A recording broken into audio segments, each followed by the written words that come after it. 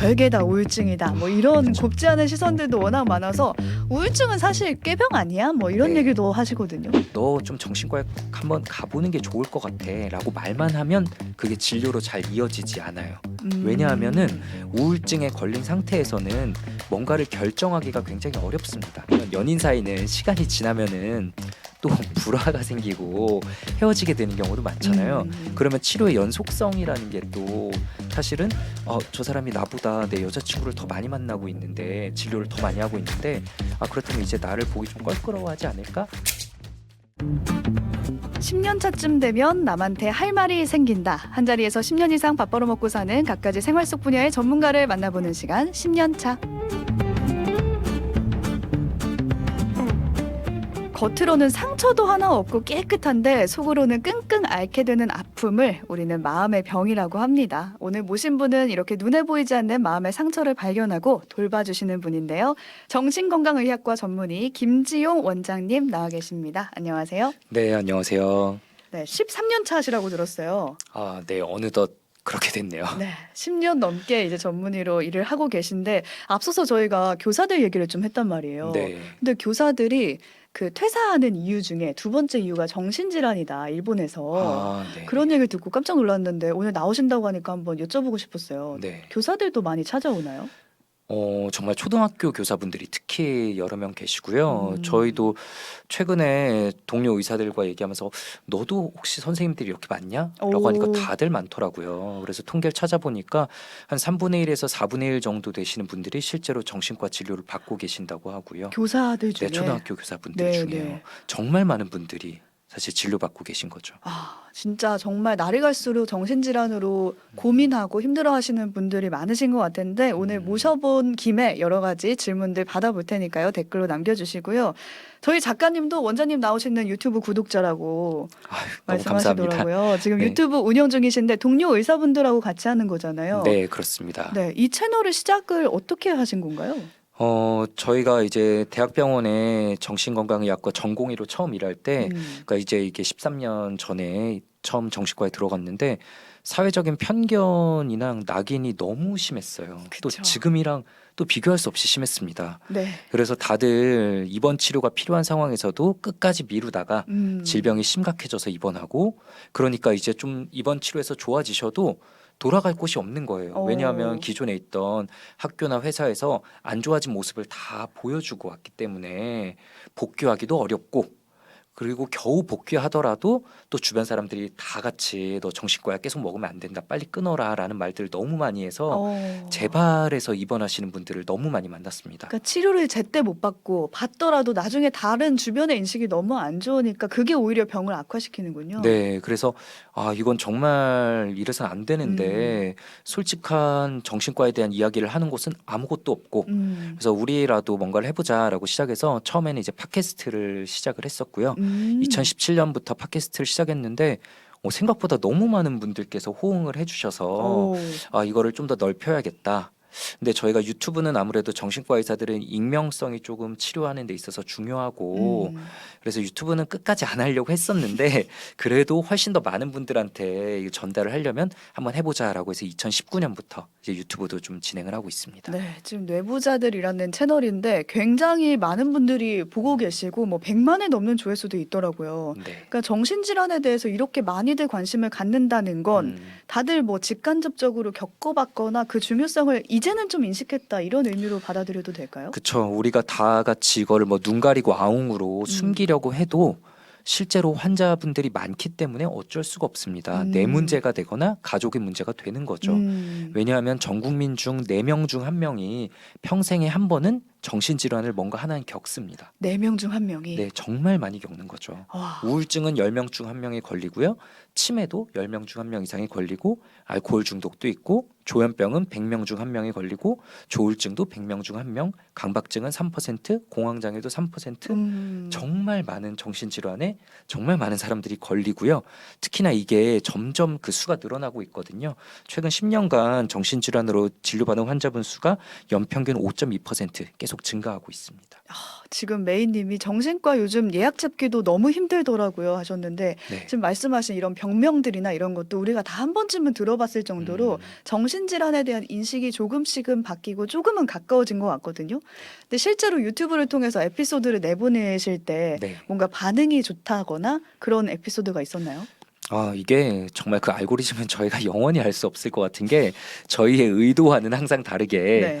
저희가 이거 대박이다 이런 것들은 망하고 저희 어. 생각에는 좀 심심하고 재미없는 것들은 정말 많은 분들이 찾아주시는 게 이게 어떻게 보면 전문가 집단이 가지고 있는 음. 일반 국민들과 시각의 차이일 수 있겠다는 생각이 들었어요. 저희 네네. 입장에서는 이렇게 당연한 이야기는 아무도 안 궁금해하지 않을까 싶은 게 사실은 저희가 10년 이상 그렇게 한 집단에서 너무 고이면서 괴리감이 너무 커져버린 거죠. 어. 그래서 저희 채널에서 가장 조회수가 잘 나온 영상은 이제 조현병에 대해서 이 조현병으로 갈 수 있는 초기 사인이 어떤 건가에 대해 알려주는 영상입니다. 음. 저희는 솔직히 얼마 안 보실 줄 알았어요. 조현병에 대해서 누가 관심이 있겠어라고 네. 생각하셨나요? 처음에는 뭐 다들 알겠지라든지 다들 알겠지라고 많이 음. 생각했던 것 같습니다. 그랬는데 조회수가 많이 나왔고 반응들도 괜찮았나요? 네, 뭐 많이 도움이 됐다라는 음. 얘기들도 있고, 물론 뭐 저희 채널에는 악플도 굉장히 많고요.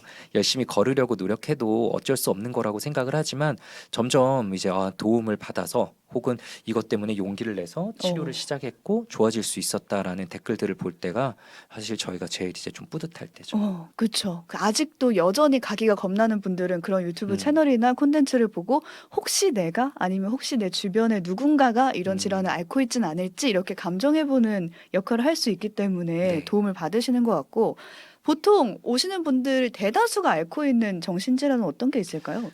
가장 흔한 거는 역시 우울증이죠. 음. 우울증을 기본으로 하고 우울증에서 다른 불안 장애들이 동반되는 경우들이 많습니다. 근데 사실 정신과 진단이란 거는 좀 아직 뇌과학이 많이 덜 발달한 측면이 있어서 진단 체계가 다른 과들과 좀 달라요. 예를 들어서 음. 우리가 내가 어디 문제가 있어서 찾아봤더니 갑상선 호르몬이 낮다더라. 그러면은 갑상선 기능 저하증 네. 혹은 뭐 췌장암 뭐 간경화 이런 식으로 다 어디가 문제인지 뭐가 딱 정확하게 나오는데 진단이 딱 나오죠. 그렇죠. 정신과는 겉으로 드러나는 증상들을 가지고 진단명을 붙여놔요. 예를 들면 어떤 게 예를 있을까요? 들자면은 우울증 같은 경우도 뇌의 어떤 지점이 딱 고장 난 거야가 아니라 겉으로 드러나는 우울한 기분과 무기력과 수면과 식욕의 음. 변화가 있으니 너는 우울증이다. 이런 식으로 우리 뇌 속을 잘 들여다보는 게 아직 발달하지 못했기 때문에 음. 겉으로 드러나는 증상을 가지고 보는 거죠. 그래서 막상 정신과 의사들은 진단명은 그렇게 크게 따지지 않습니다. 어. 우울증이나 공황장애나 강박증이나 사실 거기서 거기일 때가 많아요. 네, 아. 원인은 거의 동일한데. 진단명이 중요한 게 아니군요. 그러니까 이분이 뭐 때문에 스트레스를 음. 받으셨으며 뇌의 어떤 호르몬 체계가 조금 불안정해 보이는지 이런 것들이 사실은 더 중요할 거고요. 근데 요즘 들어 이렇게 환자가 늘고 있는 이유가 뭘까요? 아무래도 정신질환은 우리 이제 뇌가 고장 나는 거잖아요. 뇌는 생각해 보면 이것 이상으로 복잡하고 섬세한 장기가 없습니다. 음. 말도 안 되게 복잡하죠. 사실 저랑 아나운서님이 지금 이렇게 생각하면서 생각하는 대로 대화가 나오고 있는 것 음. 자체도 상상할 수 없이 복잡한 메커니즘이거든요. 이런 장기는 고장나기 쉬운데 뇌가 고장나는 가장 큰 원인은 역시 스트레스죠. 스트레스. 네, 그런데 현대인들은 아무래도 과잉 스트레스를 받고 음. 그리고 뇌가 쉴 수가 없잖아요. 현대인들은 이제 과잉 정보에 또 노출돼 있기 때문에 뇌가 점점 더 과부하에 시달리면서 정신질환이 어쩔 수 없이 늘어나는 것 음. 같습니다. 그렇게 정신질환이 많은 사회에 우리가 살고 있는데 그럼 빨리빨리 병원을 다녀야 되는데 아직도 그걸 이제 숨겨야 되는 이력으로 생각하는 분들이 맞아요. 있겠지만 그래도 현재는 좀 바뀌었다고 하셨잖아요. 네. 어떤가요? 정말 많이 바뀌었다고 느낍니다. 그래서 저도 사실 요즘 이런 인터뷰나 이런 데 가면은 그냥 반 농담으로 저희 때문에 바뀌었다라고 말도 안 되는 얘기를 하는데 저희가 7년 전 뇌부자들을 시작할 때쯤이 전 세계적으로 뭔가 이 변화의 트렌드 딱 음. 시작점이었던 것 같아요. 그 뒤로 정말 많은 이런 정신 건강을 다루는 컨텐츠들이 생기고 언젠가부터는 사실 드라마에도 정신과 의사들이 주인공이나 어. 주요 등장인물로 정말 많이 나오고요. 그래서 정신과에 대해서 사람들이 사람들이 일단 친숙해지고 있죠. 네. 그리고 저희 병원 같은 경우도 이제 서울시청과 협약을 맺어서 저희 병원 아니라 다른 의원도 몇 개 맺고 있는데 서울시청 공무원들의 진료비는 서울시청에서 지원을 해줍니다. 공무원들의 네. 정신질환 진료비를. 네, 근데 사실 진료비 자체가 음. 그분들에게 그렇게 크게 부담된다고 저는 생각하지 않는데요. 그분들에게 어떤 게 더 도움이 되는 거냐면, 직장에서 대놓고 이거를 이렇게 지원해 줄 정도면 더 이상 이게 숨길 만한 일이 아니구나. 직장에서도 이거를 페널티로 잡지 않는다고 이렇게 만천하에 공개하는 거구나라고 다들 안전하게 받아들이시는 거거든요. 내가 필요하면 가도 되는구나. 그렇죠. 이런 느낌을 받는 거군요. 네. 거기서부터 인식의 변화를 저희가 포인트를 잡을 수 있는데 뭔가 주변에서 발견할 때가 있잖아요. 이 사람 뭔가 우울해 보인다. 이 사람 뭔가 전과는 좀 다른 것 같다. 이랬을 때 그냥 물어보고는 싶죠. 혹시 정신과를 가보면 어떻겠니라고 권해보고는 싶은데 그 말이 잘 안 떨어질 거란 말이에요. 맞아요. 어떻게 권할 수 있을까요? 사실 되게 힘든 문제기는 해요. 왜냐하면은 정신건강의학과에 대한 편견, 오해라는 건 아직도 많이 있고, 더군다나 마음이 굉장히 힘들 때는 좀 더 예민한 상태가 되어서 너 나를 그렇게 보는 거냐라는 반응들이 그럴 수 돌아올 수 있어요. 있거든요. 그래서 솔직히 이게 쉽지는 않습니다. 그런데 그래도 용기 내서 꺼낼 때 너 좀 정신과에 한번 가보는 게 좋을 것 같아라고 말만 하면 그게 진료로 잘 이어지지 않아요. 왜냐하면은 우울증에 걸린 상태에서는 뭔가를 결정하기가 굉장히 어렵습니다. 정신적인 에너지 자체도 떨어져 있고 모든 걸 다 부정적으로 생각하는 뇌의 경향이 생기기 때문에 스스로 예약을 잡고 그 실행하는 것들이 잘 안 돼요.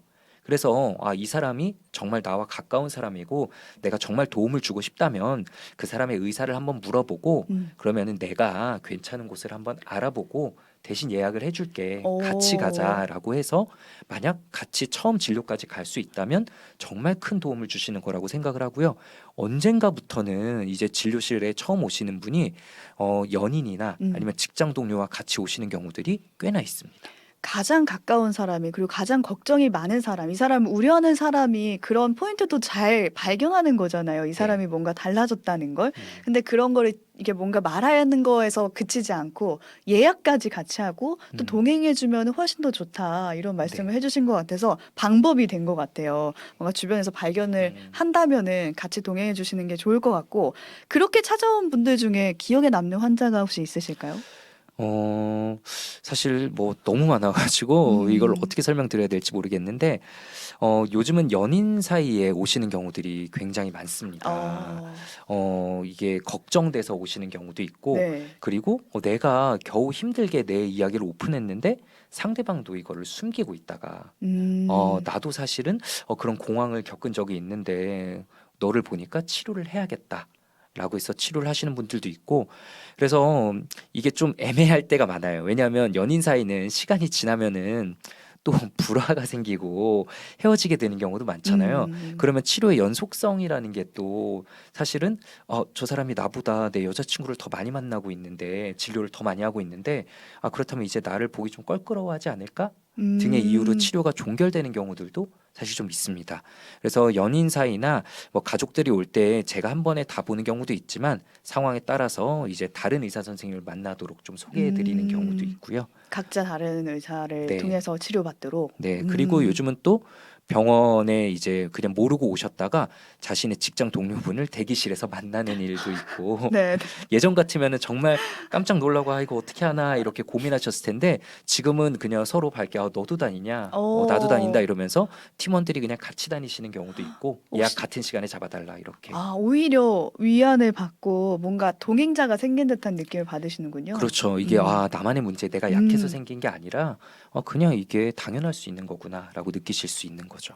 그 부분이 중요하네요. 내가 약해서 생긴 게 아니라 누구한테나 생길 수 있는 질병이라는 점. 근데 한편에서는 워낙 뭐 우울증 얘기를 많이 하다 보니까 별게 다 우울증이다. 뭐 이런 곱지 않은 시선들도 워낙 많아서 우울증은 사실 꾀병 아니야? 뭐 이런 얘기도 하시거든요. 저희 채널에 정말 많이 달리는 댓글입니다. 네, 우울증이란 게 어디 있냐? 정신과 의사들이 약을 팔아먹으려고 만들어내는 얘기다. 이런 것 정말 많이 달리고요. 패션 우울증이라는 단어도 있으니까요.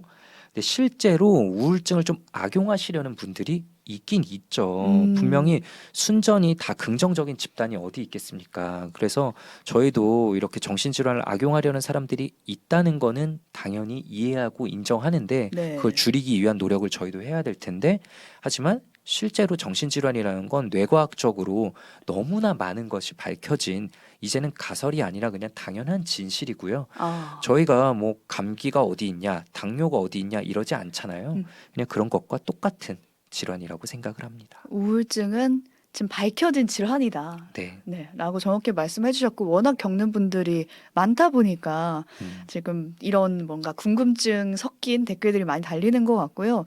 정신과 전문의로서 혹시 힘들 때는 언제일까요? 가장 힘들 때? 네, 제가 이거를 예전에 그 유재석 씨가 진행하는 방송에 나가서 이야기를 했다가 약간의 좀 부작용을 겪기도 했었어요. 아, 그래요? 그러니까 왜냐하면은 네. 거기서 이제 정신과 의사로 힘들 때가 언제냐라는 질문을 받아서 되게 솔직하게 이야기를 했는데 이제 저희 진료실에 오시는 분들께서 조금 더 예민하시고 생각이 많으신 분들도 많다 보니까 내가 선생님을 그동안 힘들게 해드린 것 같다, 죄송하다라는 말을 좀 듣기도 했었거든요. 그래서 이게 되게 조심스럽기는 한데 그때 거기서 어떻게 답변을 하셨길래? 아무래도 정신과 의사도 좀 우울한 이야기를 많이 음. 듣다 보면 감정의 전염성이 있으니까 저희들도 힘들어질 때가 있고 특히나 무엇보다 이제 환자분이 자살을 하실 때가 우리에게는 정말 어쩔 수 없이 너무 큰 타격을 받는 순간이다라는 이야기를 했었거든요. 근데 그게 사실입니다만 저희가 이게 또 직업이니까 모든 직업에 당연히 다 힘든 점이 그쵸, 있지만 네네. 그거를 극복하고 사는 나름의 포인트가 있는 거잖아요. 저희 역시 이게 너무 힘들지만 당연히 이거를 잘 극복하면서 살고 있는데 그래서 들으시는 분들께서도 혹시나 너무 걱정하진 않으셨으면 좋겠고요. 듣고 계신 환자분이라면 마음 놓고 진료 받으셔도 된다라고 말씀해 주신 것 같고요. 저희 10년차 출연하신 분들한테는 꼭 이 질문 드리거든요. 다시 태어나도 정신과 전문의 다시 하시겠습니까? 네. 다른 분들 어떻게 대답하셨는지가 너무 궁금한데요. 보통 안 하신다고 하더라고요.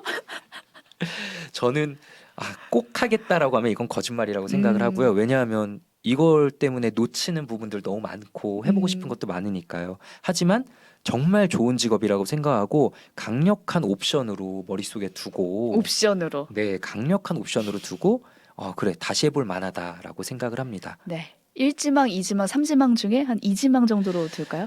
1지망이 뭔지 모르겠는데 그래도 2지망 정도에는 넣어놓도록 하겠습니다.